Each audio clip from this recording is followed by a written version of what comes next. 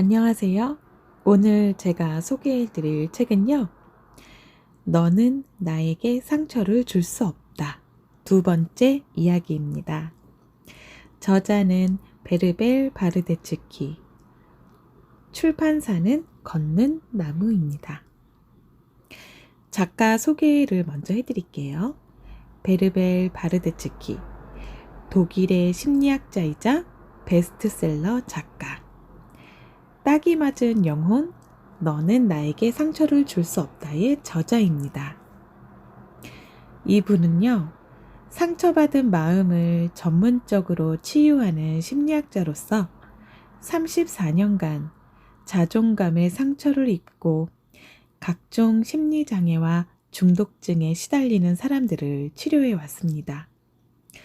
1981년 심리학 디플로마 취득 후 미국으로 건너가 게슈탈트 심리치료를 공부했고, 독일로 돌아온 뒤에는 10년 가까이 그레넨바흐 시민성 질환 전문 병원에서 근무를 했습니다. 그곳에서 거식증이나 폭식증과 같은 증상이 자존감 훼손과 깊은 관련이 있음을 발견한 바르데츠키는 그때부터 모든 잘못을 자신의 탓으로 돌리지 않고 부당한 모욕을 단호하게 거부하며 있는 그대로의 자신을 살아가는 법을 사람들에게 가르쳐주고 있습니다. 저자는 이 책에서 다시 상처를 되풀이하지 않기 위해 우리가 무엇을 해야 하는지를 알려주고 있는데요. 그것은 바로 스스로의 가치를 의심하는 자기 회의에서 벗어나는 것입니다. 자기 회의에 빠진 사람들은 끊임없이 다른 사람과 자신을 비교하며 스스로를 깎아내리고 더 이상 상처받고 싶지 않다는 이유로 많은 것들을 지레 포기해 버리기도 합니다. 그러나 그런 자기 보호는 열등감과 인정받지 못할 거라는 두려움만 키울 뿐입니다. 이 책은 다른 사람의 시선과 평판을 의식하느라 자신의 삶을 잃어버린 사람들에게 당당하고 자유롭게 인생을 헤쳐나갈 수 있는 방법을 알려줍니다. 이 책을 다시 들게 된 이유, 제가 이 책을 다시 읽게 된 이유에 대해서 이야기를 조금 해드릴게요. 얼마 전 있었던 일이에요. 함께 일하는 동료 중에 반년 정도 같이 일해온 직원이 있었어요. 처음 입사했을 때 몸짓이 매우 조심스럽고 차분하고 말 한마디와 행동 하나에도 너무 조심스러워해서 그 친구의 첫인상이 지금도 정확히 기억이 나는데요. 함께 일하고 얼마 지나지 않아서 그 친구가 갑자기 자신의 이야기를 했어요. 들어보니 이전 회사에서 많은 상처를 입었더라고요. 듣고 나서 왜 진작 그런 환경에서 나올 수가 없었나 하는 생각도 들었지만 직장이라는 게 쉽게 옮길 수 있는 부분도 아니고 생계도 있었을 것이고 나름의 이유들로 말도 안 되는 이런저런 상황을 견디며 일을 하기도 하잖아요. 그렇기에 이제라도 그만두고 그러한 사람들을 떠났으니 그것으로 참 다행이다. 이제 끝이다. 잘 됐네. 생각하고 여기서 재밌게 잘 일해보자 했죠. 그 친구의 상처를 다른 이들이 알게 되면서는 더욱 챙겨주는 분위기였어요. 그런데 반년 정도 지나고 갑자기 회사를 그만두게 되더라고요. 몰랐는데 아직도 잠들기 전에 많이 운다고 하더라고요. 그 기억에서 빠져나오지 못해 힘들고 계속 같은 상처에 맴도는 자신도 싫고 그랬던 것 같아요. 안타깝고 아쉽고 그렇더라고요. 그 친구를 보며 생각하게 된 건 과거에 입었던 상처를 치유하지 못하고 계속 그 상처에 맴돌게 되면 현재의 상황이 과거와 아무리 다르다 할지라도 받아들일 여유도, 현재로 발을 내디딜 수도 없다는 것이었어요. 그렇게 회복과 성장을 바라며 다시금 이 책을 읽어보게 되었습니다. 네, 프롤로그예요. 누구와 함께 있든 당당하게 살고 싶은 당신에게 소개해 드릴게요. 34년 동안 마음이 아픈 사람들을 만나면서 깨달은 것이 있다. 다른 사람에게 받은 상처를 치유하는 것만으로는 상처가 사라지게 할 수 없다는 것이다. 세상에서 가장 많은 상처를 주는 사람은 다른 누구도 아닌 바로 나 자신이기 때문이다. 사람들은 항상 사랑받고 싶다. 더 행복해지고 싶다. 더 이상 상처받고 싶지 않다고 말하지만 정작 그 모든 것들이 오는 길을 가로막고 있는 것은 스스로를 믿지 못하는 나의 마음이다. 그들은 사랑하는 동안에는 버림받을까봐 두려워하고 행복해지길 원하면서도 내가 이렇게 행복해도 될까 불안해하며 상처받고 싶지 않다고 말하면서도 과거의 마음 아팠던 기억에서 벗어나지 못한다. 있는 그대로의 자신을 사랑하지 못하기 때문에 지금 이 순간의 행복을 누리지 못하는 것이다. 즉 스스로를 믿지 못하는 자기 회의가 상처를 되풀이하게 만드는 시작점이라는 말이다. 나는 이 책에서 다른 사람의 시선과 평판을 의식하느라 정작 자기 자신에 대해서는 진지하게 고민해보지 못했던 사람들에게 자기 삶에 집중하고 당당하게 인생을 살아갈 수 있는 방법을 알려주고자 한다. 독일어로 자기 회의는 둘로 갈라진다는 의미가 담겨 있다. 스스로를 의심하는 순간 나라는 자아가 자기 의지대로 당당하게 살아가려는 사람과 열등감에 사로잡혀 스스로를 못났다고 생각하는 사람으로 분열된다는 것이다. 정신분석학에서는 이런 분리 현상을 심리적 방어 기제의 한 종류로 본다. 아이들은 다정하기만 했던 부모가 갑자기 화를 내거나 짜증을 내면 그 상황을 견디지 못한다. 그래서 화를 내는 부모를 진짜 부모가 아니라 나쁜 가짜 부모라고 인식한다. 그렇게 함으로써 엄마가 자기를 사랑하지 않는다는 두려움에서 벗어나는 한편 계속 엄마에게 의지할 수도 있는 것이다. 자기 회의에 빠진 사람들도 마찬가지다. 우월한 쪽과 열등한 쪽, 강자와 약자 같은 기준으로 자신의 내면을 둘로 나눔으로써 나약하고 무능력하게 느껴지는 단점들을 마치 내 것이 아닌 양 외면하려고 한다. 인정받지 못한다는 건 미움받는 것이라고 믿기 때문에 다른 사람들이 좋아할 것 같은 감정과 특성들만 남기고 나머지 것들은 억눌러 버리는 것이다. 그러면 그 억눌린 감정들은 결국 열등감이 되어 마음의 균열을 일으키고 스스로를 보잘것없고 부족한 사람이라고 생각하게 만든다.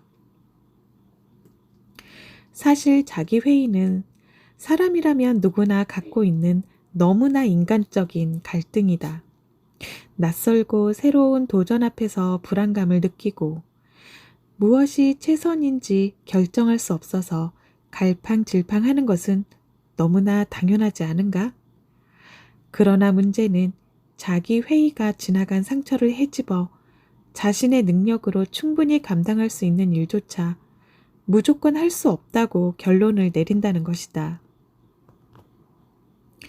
자기 회의에 빠진 사람들은 낯선 사람을 만날 때마다 그 사람에 비해서 나는 어떻지? 라고 물으며 자신을 깎아내린다. 혼자 있을 때는 그토록 자신만만하고 안정감 있던 사람도 자기보다 더 우월해 보이는 사람이 나타나면 금세 의기소침해져서 왜 나는 이거밖에 안 되지? 라고 스스로를 다그친다. 그래서 직장에서나 가정에서나 쉴 새 없이 일하고 항상 더 많은 책임을 떠안으며 어떻게든 인정과 관심을 받으려고 애쓴다. 그리고 더 이상 상처받고 싶지 않다는 이유로 많은 것들을 지레 포기해버린다. 새로운 인간관계를 만들지 않고 도전하고 낯선 곳으로 떠나는 것을 먼 미래로 미룬다. 시도하지 않음으로써 실패할 가능성을 사전에 차단하는 것이다. 그러나 그런 자기보호는 오히려 열등감만 더 키우고 두려움에 자기 자신을 가두게 된다. 이런 자기 회의의 함정에서 벗어나기 위해서는 수많은 단점과 한계에도 불구하고 나는 꽤 괜찮은 사람이라고 자기 자신을 받아들이고 사랑할 줄 알아야 한다. 사람들은 다른 사람이 준 상처가 마음의 벽을 쌓았다고 생각하지만 사실 마음의 감옥을 만든 것은 스스로를 믿지 못하는 끝없는 의심이다. 자기 회의는 우리에게서 타인의 시선으로부터 자유로워질 용기와 새로운 것에 도전하는 기쁨을 빼앗고 오직 안전하고 익숙한 것에만 매달리게 만든다. 그러면 더 이상 상처받을 일은 일어나지 않겠지만 우리가 원하는 당당하고 행복한 삶 또한 만날 수 없다.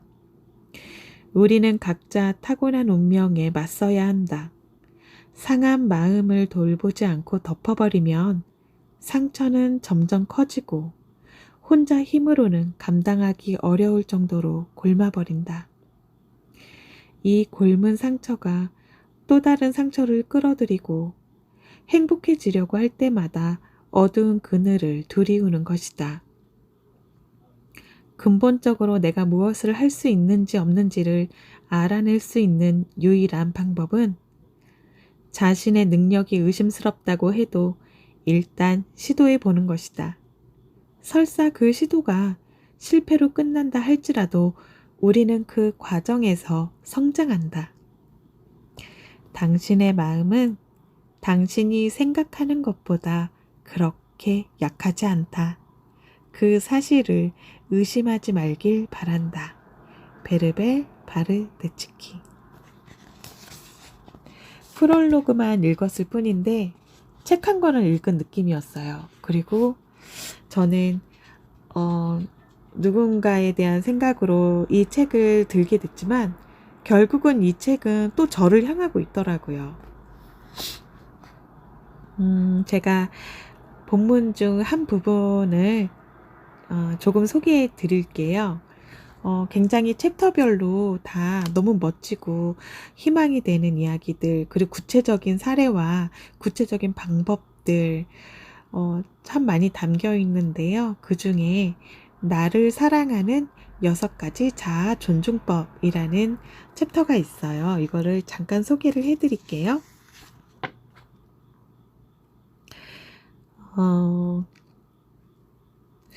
이분은 사람들의 자존감을 되찾을 수 있도록 이렇게 돕는 상담자의 역할을 하시잖아요. 자존감에 영향을 끼치는 6가지 요소를 분리를 해본 거예요. 먼저 정서적인 자존감. 나는 나를 좋아하는가 싫어하는가? 입니다. 정서적인 자존감이 높은 사람은 삶에 대한 만족도가 높고 자신의 인격에 대해서 긍정적으로 생각하고 자신의 능력을 섣불리 의심하지 않는다고 합니다. 그러나 반대로 정서적인 자존감이 낮다면 끊임없이 스스로를 의심하고 습관적으로 부정적인 결론을 내리고 그렇기 때문에 삶을 우울하게 만들 수 있다고 하는데요. 정서적인 자존감 지수를 세 가지의 질문으로 나눴어요. 첫 번째는 나는 지금 이대로의 내 모습에 만족한다. 그러니까 1에서 10까지의 점수를 놓고 체크를 해보는 거예요. 물론 1은 제일 작은 거겠죠? 그리고 만족감이 높을수록 숫자가 10을 향해 갈 거고요. 두 번째는 누군가로부터 모욕을 당하거나 상처 입었을 때 3일 안에 스스로를 안정시킬 수 있다. 세 번째, 나는 다른 사람에게 존중받을 가치가 있는 사람이라고 생각한다. 네, 이게 정서적인 자존감 지수에 대한 질문이에요. 그러니까 이거는 남들에게 던지는 게 아니라 내 자신에게 던져보는 거죠. 저는 과거와 지금의 점수가 확연히 달라요. 그리고 두 번째는 대인 관계에 대한 신뢰예요. 나는 다른 사람들과 함께 있을 때 얼마나 안정감을 느끼는가입니다. 우리가 흔히 인간관계를 두려워하는 이유는 그 사람이 나를 싫어하게 될까봐 두렵기 때문이기도 하고요. 또 어떤 사람에게 내가 어떤 상황에서 거부당하는 것이 단순히 어떠한 사람한테만 거부당한 것이 아닌 세상 모든 것으로부터 거부당하는 것처럼 느껴지기 때문에 그 불안감이 더 크기도 한다고 합니다. 그렇기 때문에 관계를 맺는 일에 대한 두려움을 없애기 위해서는 첫 번째로 할 거는 모두와 잘 지내야 한다는 생각부터 바꿔야 한다고 해요. 그쵸? 우리는 모든 사람과 잘 지낼 수 없고 그렇기에 인간관계는 100명씩 한꺼번에 쌓이는 게 아니라 한 사람씩 늘려가는 것이라고 합니다. 그래서 먼저는 단 한 사람과 좋은 관계를 맺겠다고 생각하라 입니다.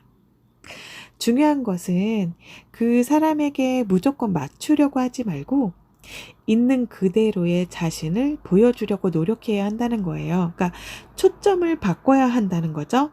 내가 평상시 인간관계에 있어서 나의 습관이 다른 사람의 기분이나 다른 사람의 것을 먼저 이렇게 살펴주고 배려해주고 물론 훌륭하죠. 근데 그런 거에 대한 초점이 좀 많이 맞춰 있었다면 이번엔 나에게로 그 초점을 가져오는 거예요. 내가 자신 있게 상대방에게 나의 생각을 말하고 또 반대가 될 의견을 낼 때는 조금은 단호하게 반대 의견도 낼 수 있을 만큼 당당해질 수 있어야 하는 거죠. 이게 중요한 이유는 그렇게 되어야 다른 사람들과 솔직하고 자유롭게 만날 수 있다는 거예요. 저는 이 부분이 조금 약하기는 해요. 네. 그래서 이제 대인 관계에 대한 신뢰 지수에 대해서 4가지의 질문으로 나타냅니다. 첫 번째, 새로운 사람을 만나는 것이 즐겁다. 두 번째, 다른 사람들과 다른 의견을 당당하게 말할 수 있다. 세 번째, 많은 사람들이 모여 있는 곳에 참석할 때 긴장하지 않는다. 네 번째, 내 약점에 대해 편안하게 말할 수 있다. 1에서 10까지 스스로에게 던져보는 겁니다. 그 다음은 사회적인 자존감이에요. 사회적인 자존감의 핵심은 비판을 견디는 능력입니다. 이 사회적 자존감이 내가 얼마나 확고한지를 아는 방법은 비판을 받는 상황을 떠올려 보면 된다고 해요. 비판은 자존감이 나약할 때 굉장히 공격적으로 변한다고 합니다. 그래서 다른 사람의 비판을 견디지 못하는 사람은 스스로를 의심하고 습관적으로 자기를 폄하하거나 어떻게든 우월감을 느끼기 위해서 안간힘을 쓴다고 나와 있어요. 다른 사람의 인정이나 칭찬을 통해서만 자신의 존재 가치를 찾으려고 하기 때문이고요. 그렇기에 네. 나는 단점을 가지고 있지만 그럼에도 불구하고 꽤 괜찮은 사람이다 라는 긍정적인 자존감을 지니고 있는 사람은 외부에서 비판받았을 때 물론 아프고 고통은 느끼지만 그것으로 인해서 자신이 살 가치가 없다고 생각하지 않는다는 거죠. 칭찬받고 싶고 인정받고 싶은 욕구가 충족되지 않아서 괴롭지만 그것을 열등감으로 발전시키는 게 아니라 건설적인 대안을 찾으려는 동력으로 활용을 해야 한다는 것입니다. 사회적인 자존감 지수예요. 네, 3가지 질문으로 나눠져 있습니다. 첫 번째, 다른 사람의 비판에 무조건 순응하지 않고 건설적으로 맞설 수 있다. 두 번째, 누군가 부당한 비난을 할 때 망설이지 않고 즉시 스스로를 옹호할 수 있습니다. 세 번째, 다른 사람이 인정해 주지 않아도 내가 최선을 다한다면 그걸로 충분하다고 생각합니다. 그러니까 이 책에 지금 제가 읽어드린 게 마지막 부분인데, 이 책을 읽다 보니까요, 저에 대해서도 제가 좀 객관적으로 알 수 있게 되더라고요. 네. 능력에 대한 신뢰입니다. 나는 나의 능력을 얼마나 높게 평가하는가.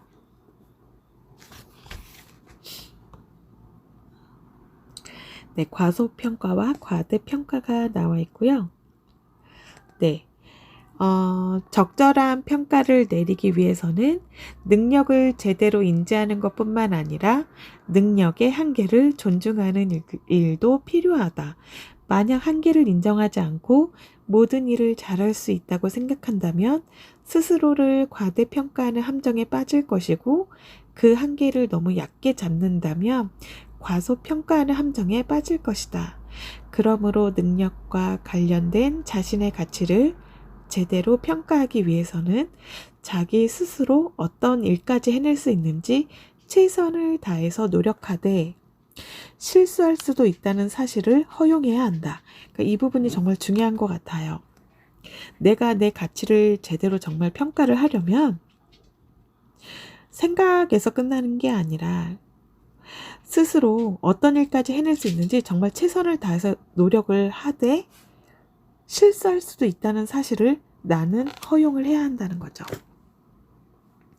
능력에 대한 신뢰지수예요. 3가지 질문이고요. 첫 번째, 내가 할 수 있는 일의 범위가 어디까지인지 잘 알고 있다.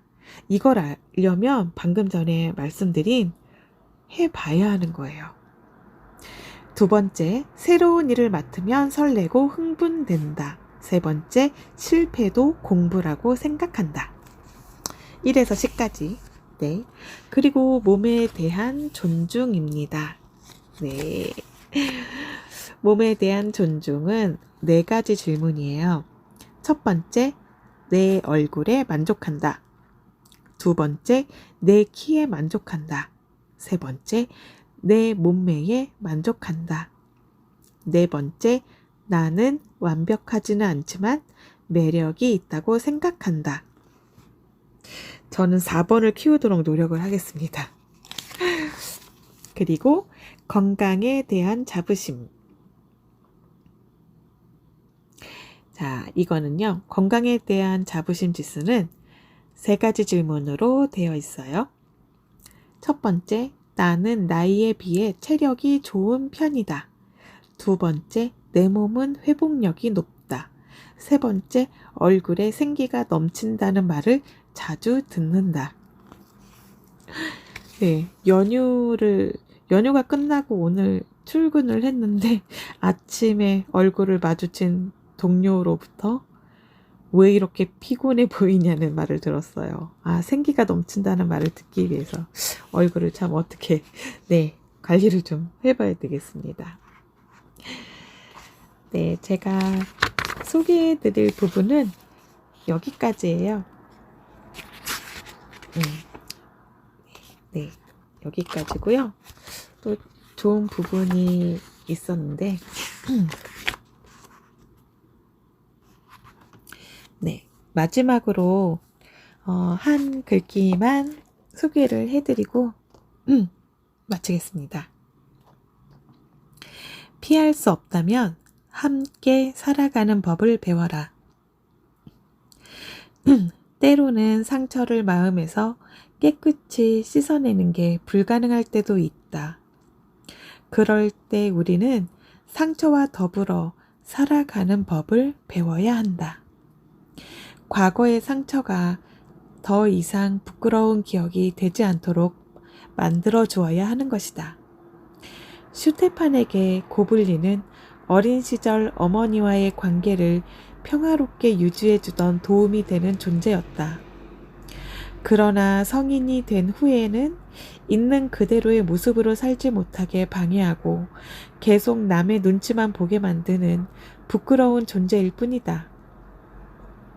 이 고블린을 마음속에서 몰아낼 수 없다면 현실에 알맞은 다른 역할을 할 수 있도록 바꿔주어야 한다. 보트 태우기는 바로 그런 역할 변화를 도와주는 심리 대화다. 결국 고블린도 나의 일부라는 사실을 일깨워주고 함께 공존할 수 있는 방법을 찾아내는 것이다. 우리 안에 들어있는 대부분의 부정적인 것들은 언제나 긍정적인 측면도 가지고 있게 마련이니까 말이다. 네, 여기까지고요. 이 책을 읽게 되신다면 마지막 부분에 상처와 함께 살아간다는 것도 꼭 읽어보시길 바랍니다. 네, 오늘도 멋진 책을 소개해 드릴 수 있어서 참 행복합니다. 우리 모두 행복해요. 감사합니다.